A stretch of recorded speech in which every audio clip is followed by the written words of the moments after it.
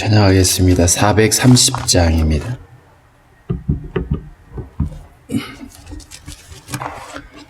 (430장)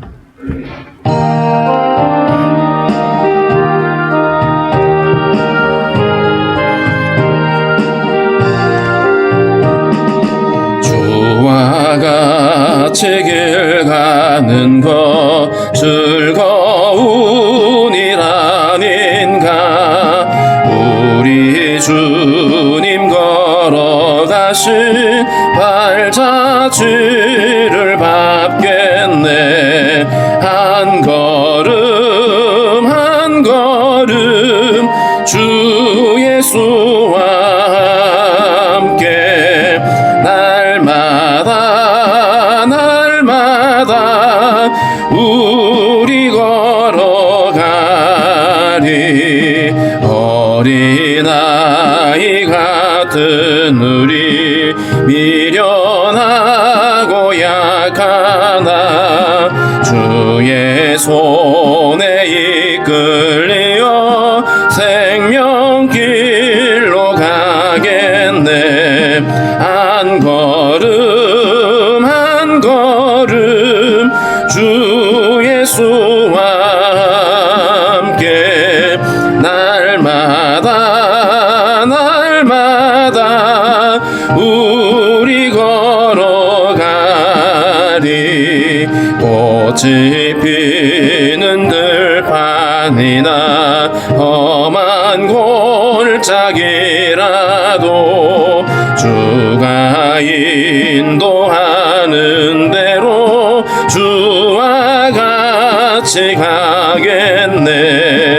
한 걸음 한 걸음 주 예수와 함께 날마다 날마다 우리 걸어가리.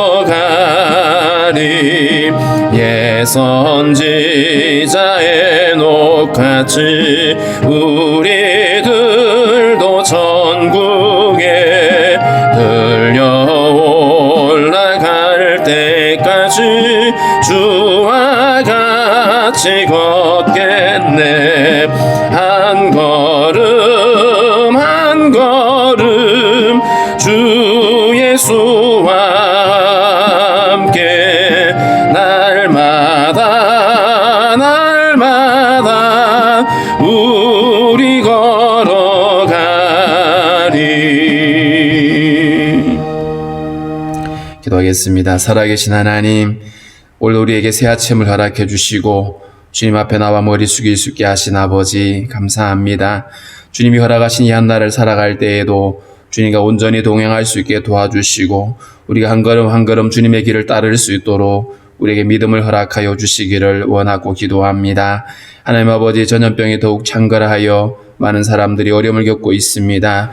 주님이 나라를 불쌍히 여겨주시고 하나님 아버지, 또 이렇게 방역당국과 모든 의료진들을 지켜주시고 아버지, 모든 정책을 수립하는 이들에게 지혜를 허락하셔서 하나님 아버지, 이 위기를 잘 이겨낼 수 있도록 도와주시고 온 백성들이 함께 협력하며 하나님 아버지 함께 이 어려운 때에 더욱더 하나님의 은혜를 구할 수 있도록 도와주시기를 원합니다. 하나님 아버지, 원하옵는 것은 일로 인해서 여러분 사역들이 방해받지 않게 도와주시고 하나님 우리의 모든 아버지 믿음 생활이 아버지 방해되지 아니하도록 주님 도와주시고 또 우리 하나님 우리가 더욱더 하나님을 찾고 구하는 시간이 될 수 있도록 주님 인도해 주시기를 원하고 기도합니다. 하나님 아버지, 세계 곳곳에서 들려오는 모든 고통과 아픔의 소식들이 있습니다. 주님이 함께하여 간섭하여 주시고 어려움들이 하나님 해결되어 줄 수 있도록 주여 도와주시기를 원하고 기도합니다. 특별히 아버지 하나님 선교사님들 어려움 가운데 있는데 하나님께서 눈동자같이 지켜주시고 어려움이 없게 하여 주옵소서. 주님 원하고 기도하는 것은 또 이렇게 육신의 연약함 때문에 어려움을 겪고 있는 가정들 하나님의 긍휼하심으로 함께하여 주시고 치료하여 주시기를 원하고 기도합니다.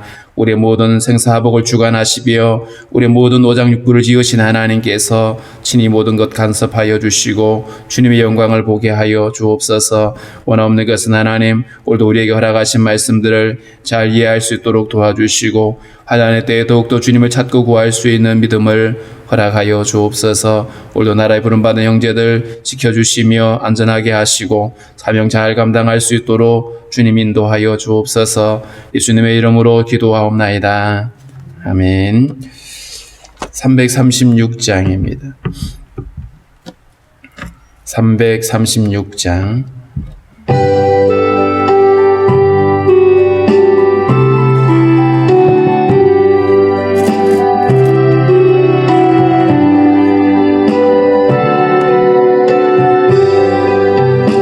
환난과 비파 중에도 성도는 신앙 지켰네.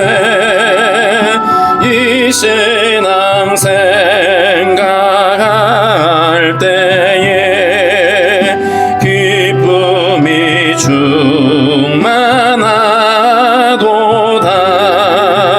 성도의 신앙 따라서 죽도록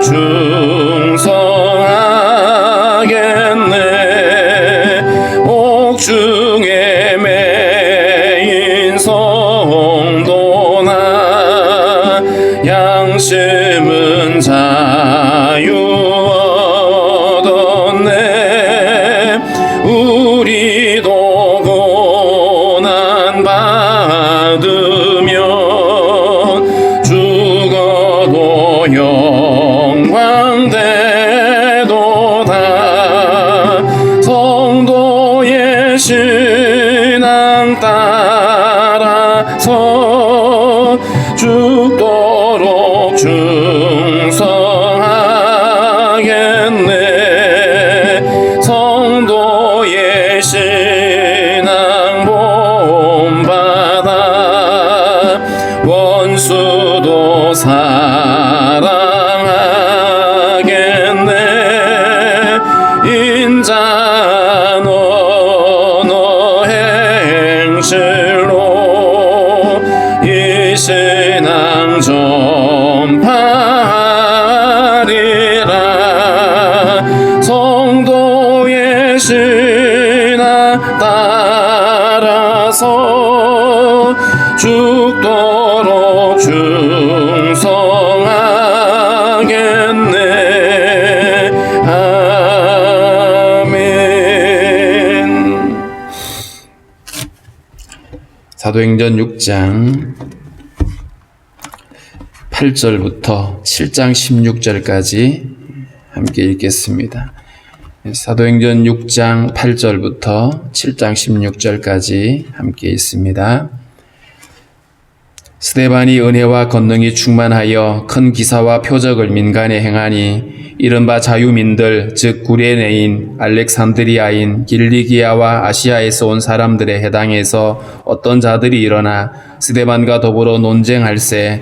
스데반이 지혜와 성령으로 말함을 그들이 능히 당하지 못하여 사람들을 매수하여 말하게 하되 이 사람이 모세와 하나님을 모독하는 말을 하는 것을 우리가 들었노라 하게 하고 백성과 장로와 서기관들을 충동시켜 와서 잡아가지고 공회에 이르러 거짓 증인들을 세우니 이르되 이 사람이 이 거룩한 곳과 율법을 거슬러 말하기를 마지 아니하는도다. 그의 말에 이 나사렛 예수가 이곳을 헐고 또 모세가 우리에게 전하여 준 규례를 고치겠다 함을 우리가 들었노라 하거늘 공회 중에 앉은 사람들이 다 스데반을 주목하여 보니 그 얼굴이 천사의 얼굴과 같더라. 대제사장이 이르되 이것이 사실이냐? 스데반이 이르되 여러분 부형들이여 들으소서.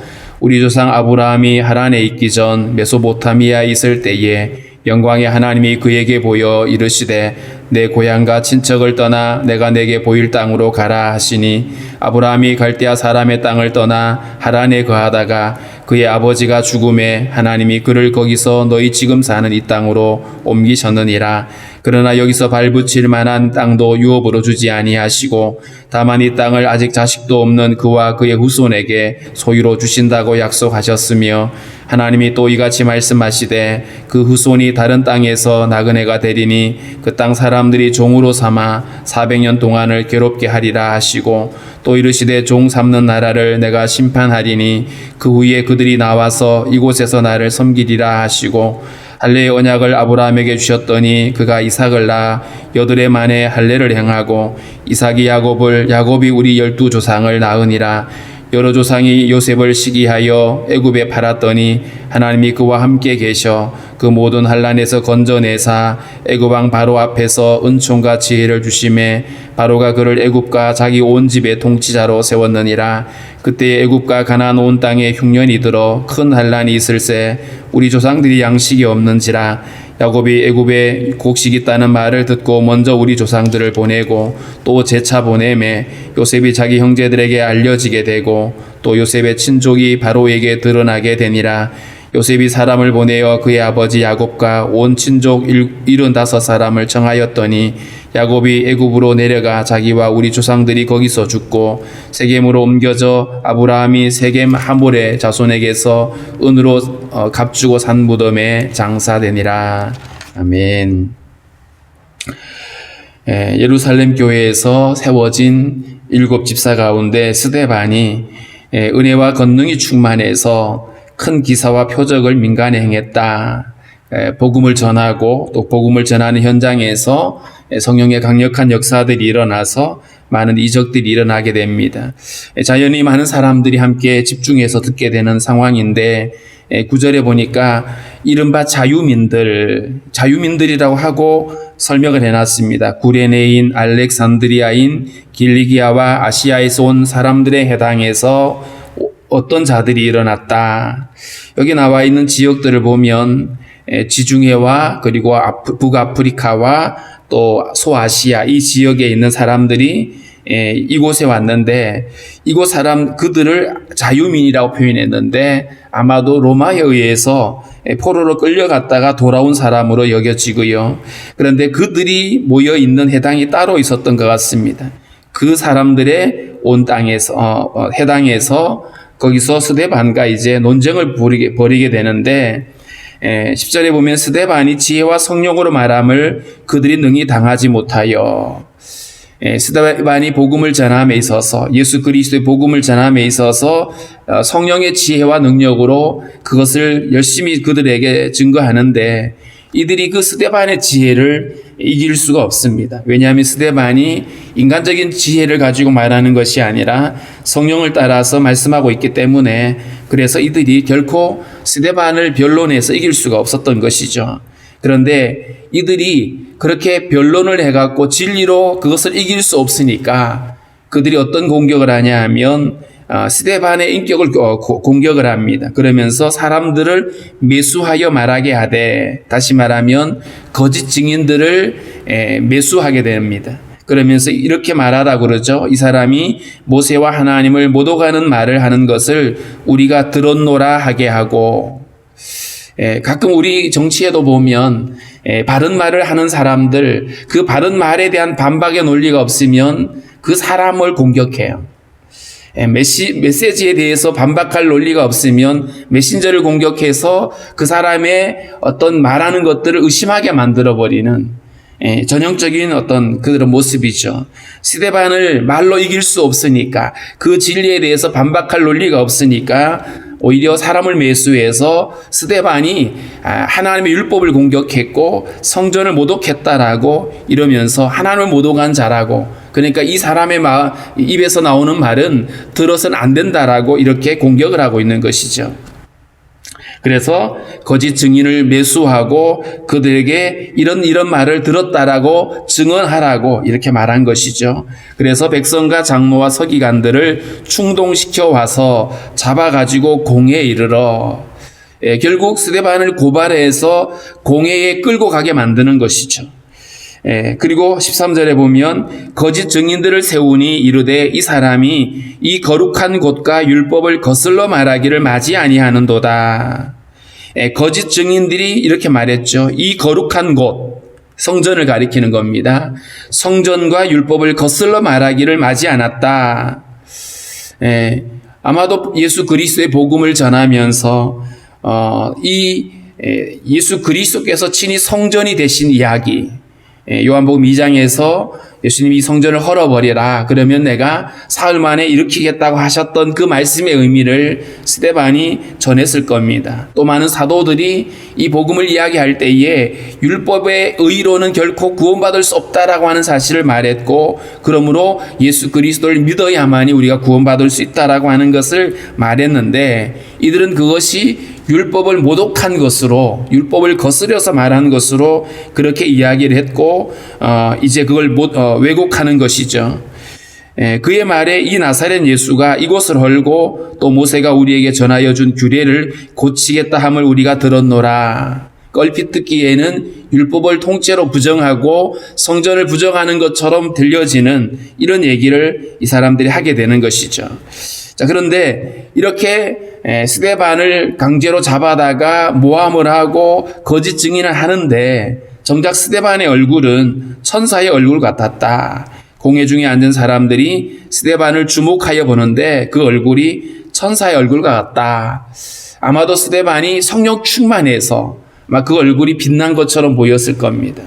우리도요, 믿음 생활하고 은혜가 충만한 사람들의 얼굴을 보면 얼굴이 굉장히 밝게 보여요. 그런데 늘 근심이 있고 염려가 가득한 사람들의 얼굴을 보면 얼굴이 굉장히 어둡게 보이죠.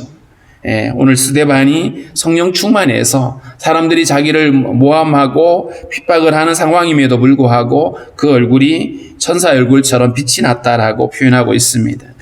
그리고 오늘 7장으로 가보면 스데반이 이제 그 사내들인 공회원들 앞에서 예수 그리스도의 복음을 증거하게 되는데, 특이한 것은 스데반이 아브라함을 부르신 하나님, 그 하나님이 아브라함을 부르신 이야기부터 쭉 이 설명을 해가는 겁니다. 마치 예수님이 부활하신 다음에 제자들을 깨우칠 때에 성경을 가지고 예수님의 관련된 말씀들을 나누잖아요.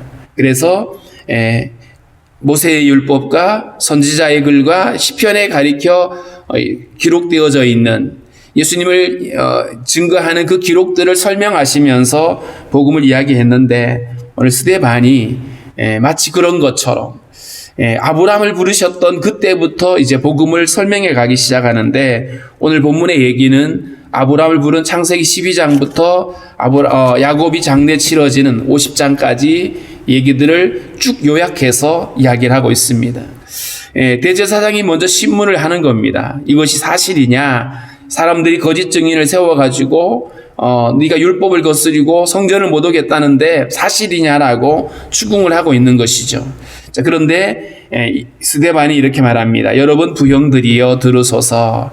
부형들이라고 하는 것은 굉장히 존칭어죠. 아버지고 형님들이잖아요. 존칭을 쓰면서 우리 조상 아브라함이 하란에 있기 전 메소포타미아에 있을 때의 영광의 하나님이 그에게 보여 이르시되 내 고향과 친척을 떠나 내가 내게 보일 땅으로 가라 하시니, 하나님이 아브라함을 부르실 때, 이때는 백성들이 바벨탑을 쌓다가, 사람들이 바벨탑을 쌓다가 이제 뿔뿔이 흩어져서 각자 민족으로 흩어진 이후입니다. 그때에 하나님이 아브라함을 선택하셨는데, 아브라함을 선택하신 목적이 어디에 있냐면, 그렇게 하나님을 반역하고 떠난 인류를 구원하기 위해서 하나님이 창세전에 계획하신 그 구원의 복음을 아브라함에게 주시는 겁니다. 그래서 아브라함에게 복을 약속하시죠. 근데 그 복이 뭐였냐 하면 갈라디아 3장 8절에 보면 바로 믿음으로 의롭게 되어지는 복음이었어요. 그러니까 예수 그리스도로 말미암는 이 복음은, 믿음으로 의롭게 되어지는 이 복음은 이미 아브라함을 부를 때부터 허락되어진 것임을 지금 스데반은 설명하고 싶어 하는 것입니다. 그래서 갈대아라고 하는 그곳, 메소포타미아라고 하는 그 지역이 바로 아브라함이 원래 살고 있던 동네였습니다. 거기 살고 있는 아브라함을 하나님이 내 고향과 친척을 떠나서 내가 내게 보일 땅으로 가라라고 명령하셨는데, 이 아브라함이 아버지와 함께 그 갈대아를 떠나게 되죠. 갈대아를 떠났다가 4절에 보면 갈대아 사람의 땅을 떠나 하란에 거하다가 그의 아버지가 죽음에, 하란이라고 하는 것은 아람이라고 하는 것이고 그쪽 지역이거든요. 그러니까 하나님이 보이기를 원하셨던 가나안 땅이 아니었어요. 그러니까 그 갈대아를 떠나서 곧바로 가나안 땅으로 온 것이 아니라 하란을 거치게 됐고 하란에 머물게 됐습니다. 그런데 하란에 머물게 되었던 이유가 아마도 아브라함의 아버지였던 그 아버지가 데라가 거기를 떠나기를 원치 않았던 것 같습니다. 그래서 하란에 머물게 되고 거기에 거주하다가 그의 아버지가 죽게 된 다음에 그런 다음에 하나님이 다시 아브라함을 다시 부르시죠. 하나님이 그를 거기서 지금 사는 이 땅으로 옮기셨느니라. 하나님의 말씀에 순종의 걸음을 걸어가는데 아버지가 걸림돌이 되었던 것이죠. 그래서 하란에 머물고 있다가 이제 다시 가나안 땅으로 옮기게 되어지는데 여기 보면 5절에 그러나 여기서 발붙일 만한 땅도 유업으로 주지 아니하시고 다만 이 땅을 아직 자식도 없는 그와 그의 후손에게 소유로 주신다고 약속하셨다. 아브라함이 가나안에 올 때에 그에게는 자식이 없었습니다. 그런데 하나님이 약속하셨죠. 내가 이 땅을 너와 너의 후손에게 주겠다.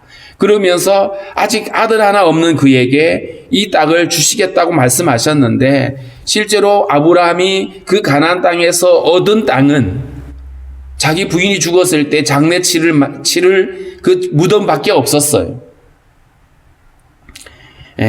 아직 민족을 이루지 못했던 아브라함에게 그가 100세가 되던 때에 비로소 이삭을 주셨죠. 6절에 보면 하나님이 이같이 말씀하시되 그 후손이 다른 땅에서 나그네가 되리니 그 땅 사람들이 종으로 삼아 400년 동안을 괴롭게 하리라 하시고 창세기 15장에 나온 얘기인데요. 아직 이삭이 태어나기 전입니다.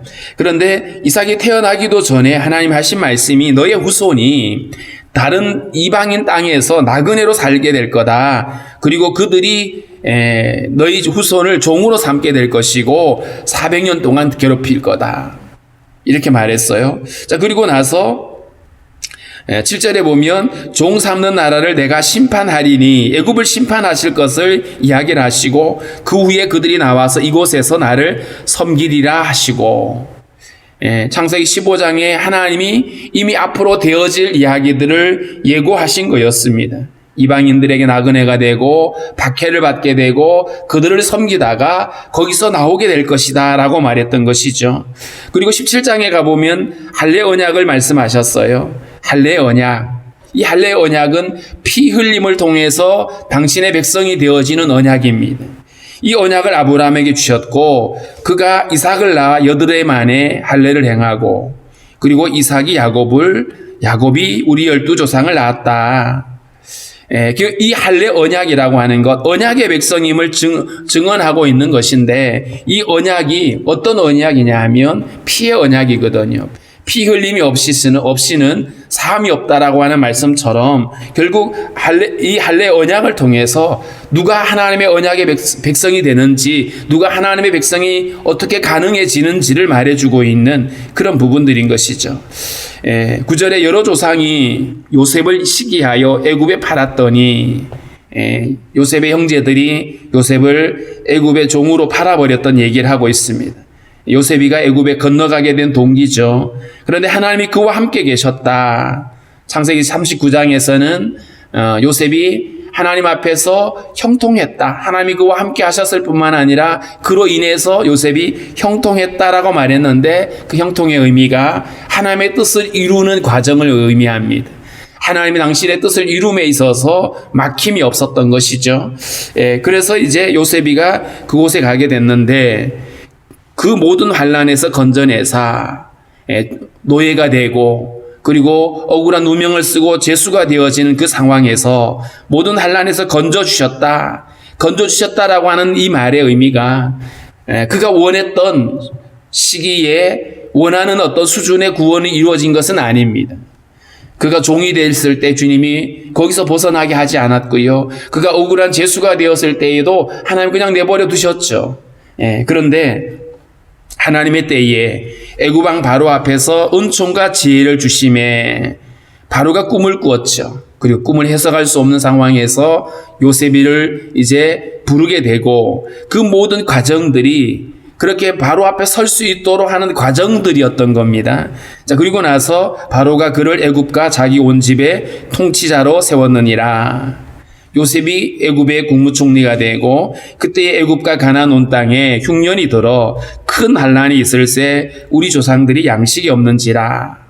애굽에도 흉년이 왔습니다마는 요셉의 꿈을 해몽한 것처럼 7년 풍년 들었을 때에 그 곡식을 모아놨다가 흉년의 때를 대비했는데 가나안 땅에서는 그러지 못했던 것이죠.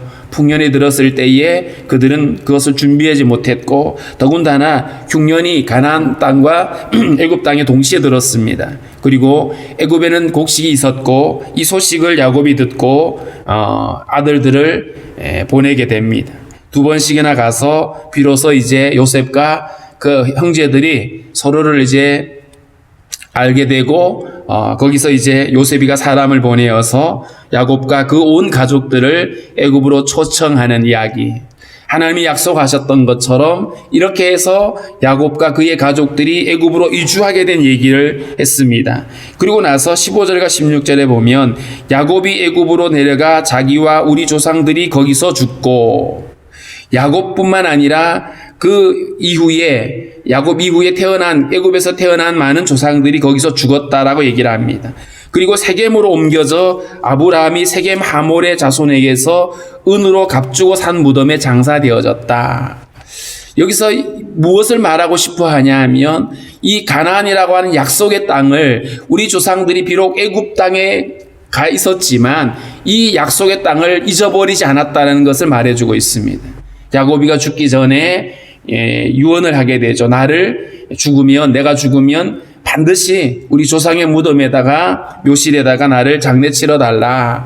그래서 요셉이가 장례 치를 때에 어디로 가냐 하면 오늘 16절에 있는 세겜이 아니라 헤브론에 있는 그 아브라함이 자기 부인이 죽었을 때 에브론에게 샀던 그 땅을 묘지로 삼게 되고 거기에 부인이 장례 치러지고 아브라함과 또 이삭과 그런 사람들이 거기서 차례대로 거기 장례 치러졌거든요. 근데 야곱이 거기에 장례 치러졌어요. 그런데 왜 16절은 세겜으로 옮겨져 아브라함이 세겜 하몰의 자손에게서 준 은으로 값주고 산 무덤에 장사되었다라고 말했냐 하면 야곱이도 세겜에 무덤을 샀어요.